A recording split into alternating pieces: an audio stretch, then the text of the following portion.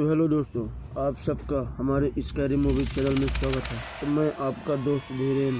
तो आज की कहानी का शीर्षक है मध्य प्रदेश के मुरैना ज़िले से, जो कि एक सुरेश ड्राइवर की है, जो कि एक ट्रक ड्राइवर था। वो ट्रांसपोर्ट नगर में काम करता था। तो दोस्तों चलिए आज की कहानी की ओर बढ़ते हैं। तो दोस्तों मेरा नाम तो सुरेश है।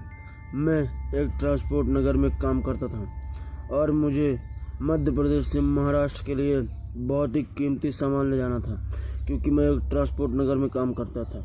तो मुझे रात या दिन कुछ भी नहीं देखना पड़ता था।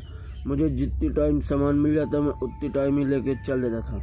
तो उस रात की कुछ ऐसे ही घटी मेरे साथ है, क्योंकि जब अक्सर मैं कहीं जाता था तो मैं और मेरा कंडक्टर मेरे साथ में रहा करता था, लेकिन उस रात मुझे अकेले ही जाना पड़ा, क्योंकि मेरे कंडक्टर की रात को तबीयत खराब हो गई थी।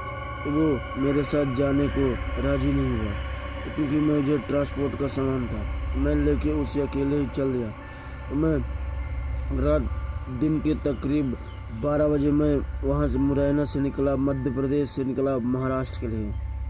तो मैं वहाँ से चल ही दिया और कुछ दूर बाद अब शाम की तकरीबन 8 बज चुके थे। मैं काफ़ी स्पीड में जा ही रहा था कि रात के 8 बजे। अब अक्सर हम दोनों इतनी टाइम खाना खा ही लेते थे, लेकिन उस रात मैं अकेला था। तो मैं अकेले चले ही जा रहा था। जैसे ही रात को 8 बजे तो मुझे काफ़ी ज़ोरों से भूख लगने लगी। तो मैं आसपास ढाबा तलाशने लगा। तो मुझे जैसे ही कुछ दूर गया तो मुझे सड़क किनारे एक छोटा सा ढाबा दिखा। तो मैं उस ढाबा के पास ट्रक ले गया और वहीं पे रोक दिया, और फिर मैं जाके ढाबे में बैठ के भर पेट खाना खाया और वहाँ थोड़ा सा आराम किया। तो रात के तकरीबन 10 बज चुके थे। तो मैं एक बार फिर से वहाँ से लेके ट्रक निकल दिया, और मैं ट्रक, क्योंकि मुझे जंगली एरिया से जाना था। तो उस समय मैं जिस हाईवे में चल रहा था उस समय मेरे आसपास कोई नहीं दिख रहा था। तो मैं अपने ट्रक की स्पीड बढ़ाता गया, और सर्दी का मौसम भी था, तो कोहरा भी एक परत जमी जा रहा था, और मैं अपना ट्रक काफ़ी स्पीड कर लिया। तो एक और सी हॉरर जंगल की तरफ मैं गया, जो कि बहुत ही सुनसान, वहाँ पे कुछ भी नहीं दिख रहा था मुझे, और वहाँ एक परत कोहरे की चादर भी बिछ गई थी, जैसे कि ठंडे की समय थी। तो दोस्तों फिर मैं वहाँ से और भी स्पीड ट्रक लेके चला जा रहा था। तो मैं कुछ दूर जाने के बाद मैं देखता हूँ कि एक गाड़ी पलटी हुई है और उस गाड़ी के चक्का घूम रहे हैं, और मैं वहाँ जाके देखता हूँ कि मुझे अब उस बंदे को मेरी हेल्प की ज़रूरत है। तो मैं वहाँ पे जाके ट्रक रोक देता हूँ, क्योंकि उस गाड़ी के चक्के चारों ऊपर थे और चक्के काफ़ी स्पीड में घूमे जा रहे थे। तो मुझे लग रहा था कि उसे मेरी ज़रूरत है। तो मैं जाकर उस गाड़ी वाले की हेल्प करने की सोचता हूँ। तो मैं उसके बगल में ले जाकर अपना ट्रक रोक दिया, और मैं जाता हूँ उतर के अपनी गाड़ी से।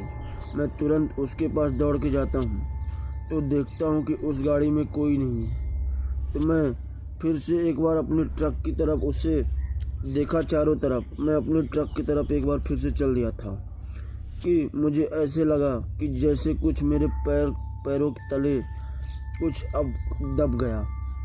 मैं जैसा ही अपना सर नीचे किया तो मैं देखता हूँ कि मेरे पैर के नीचे तो कैसे जैसे कि कोई जानवर किसी गाड़ी वाले ने कुचल दिया हो। तो मैं उसे नज़रअंदाज करके एक बार फिर से चल दिया। तो मैं कुछ देर बाद देखता हूँ कि कोई मेरे पीछे चीखने की आवाज़ आई। तो मैं दौड़ के उस गाड़ी की तरफ फिर से जाता हूँ। तो मैं देखता हूँ कि उस गाड़ी में खून ही खून, और सीट से खून चुए ही जा रहा था। तो मैं अब क्या करता, मैं उस गाड़ी का गेट खोल के मैं अंदर जाने का प्रयास करने लगा। मैं देखने लगा कोई है तो नहीं। फिर उतने में मुझे कोई नहीं दिखा। तो मुझे अब थोड़ा बहुत डर लगने लगा, क्योंकि मैं अकेला उस सुनसान जगह में उस गाड़ी को देखा, और उस गाड़ी के पास जाके मैं उस गाड़ी की तलाशी लेने लगा, और फिर मैं वहाँ कुछ नहीं मिला। तो मैं अपने ट्रक की तरफ एक बार फिर से चल दिया था।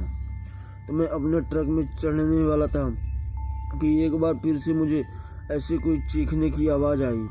तो मैं पीछे देखता हूँ तो मैं उस आवाज़ को सुनने का प्रयास करता हूँ किधर से आई, तो मुझे वो आवाज़ झाड़ियों की तरफ से सुनाई दी। तो अब मैं सोचता हूँ कि आखिर इस झाड़ी में कौन है। तो मैं जैसे उस झाड़ी की तरफ जाने लगा तो देखता हूँ कि जो गाड़ी पलटी हुई थी उसके बाजू में एक लाश पड़ी हुई है, जैसे कि किसी ने उसे अभी मार डाला हो, वो अभी मरा हो। और उसकी बॉडी देख के ऐसे लग रहा था जैसे किसी जंगली जानवर ने इसे खाया है और वो अभी मरा हुआ है। मैं ये सब देख के मैं अब थोड़ा सा घबरा सा गया था और मैं वहाँ से अपने ट्रक की ओर एक बार फिर से चल गया। तो मुझे ऐसे लगा कि जैसे किसी ने मेरा पैर पकड़ा हुआ है। तो मैं अब नीचे साइड देखता हूँ तो न तो कोई वह जानवर था, न तो कोई इंसान था, और न ही वो एक हैवान था जो कि मेरा पैर पकड़ा हुआ था। तो मैं जल्दी कैसे भी करके मैं उस आदमी से पैर छुड़ा के मैं उधर वहाँ से अपने ट्रक में आ बैठा और मुझसे जितनी स्पीड हो सका मैं उतनी स्पीड अपना ट्रक लेके वहाँ से भाग निकला, क्योंकि कोहरा पड़ा हुआ था। और जैसे ही मैं घड़ी में देखता हूँ तो रात के तकरीबन 1 बज चुके थे। तो मैं काफ़ी स्पीड ट्रक भी नहीं चला सकता था क्योंकि सामने कुछ दिखाई नहीं दे रहा था। तो मैं अब मेरा ट्रक चला ही जा रहा था। तो कुछ दूर जाने के बाद मैं देखता हूँ कि मेरे ट्रक का टायर पंचर हो गया है।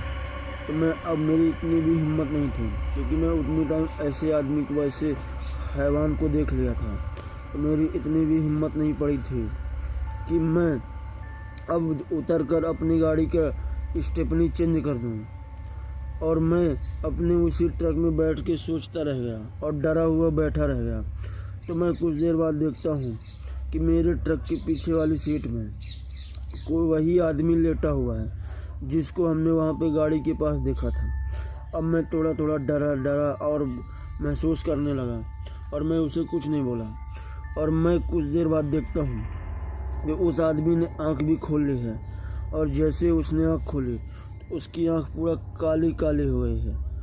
और मैं अब ये सब देखकर मैं अपने ट्रक से उतर गया और वहाँ से भाग निकला।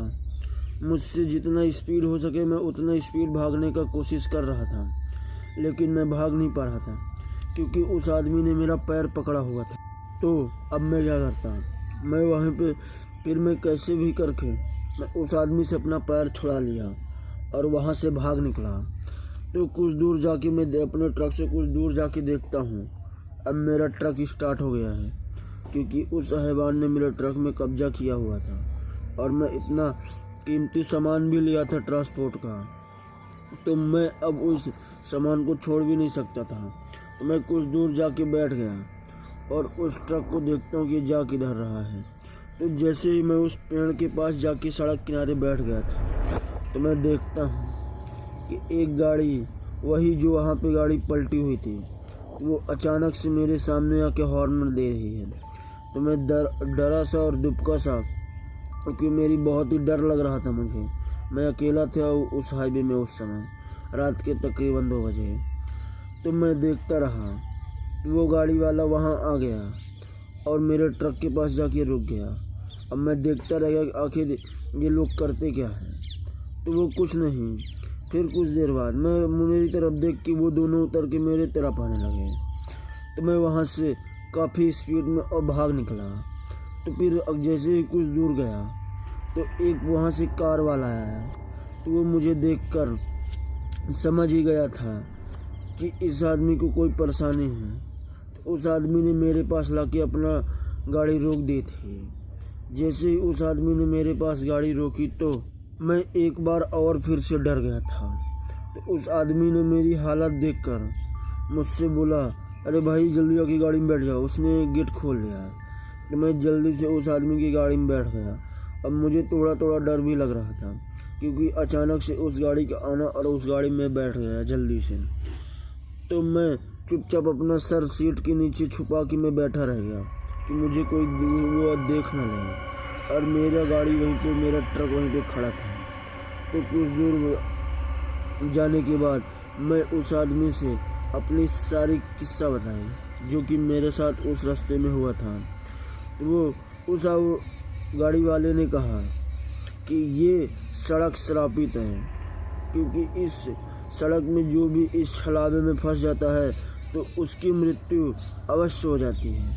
तो ये सुनकर मैं बहुत डर गया था, लेकिन फिर उतने में वो आदमी बोला, अरे तुम बहुत किस्मत वाले हो कि तुम्हें मैंने बचा लिया, अगर मैं नहीं आता तो तुम्हारी भी मौत यहाँ पर निश्चित थी। तो ये सब सुन के मैं उस भाई का शुक्रिया अदा करता हूँ, और उस भाई ने मुझे मेरे मध्य प्रदेश में लाके मेरे घर में छोड़ दिया। अब मैं उस भाई का धन्यवाद करना चाहता हूँ जिसने मेरी जान बचाई है। तो दोस्तों, इसीलिए कहते हैं, तब से मैं अकेले आज तक ट्रांसपोर्ट की ड्यूटी छोड़ दिया।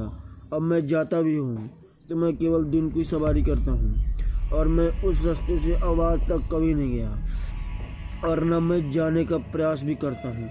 तो दोस्तों, ये रही सुरेश की कहानी। अगर ये कहानी अच्छी लगी हो तो हमारे यूट्यूब चैनल को सब्सक्राइब कर लीजिए।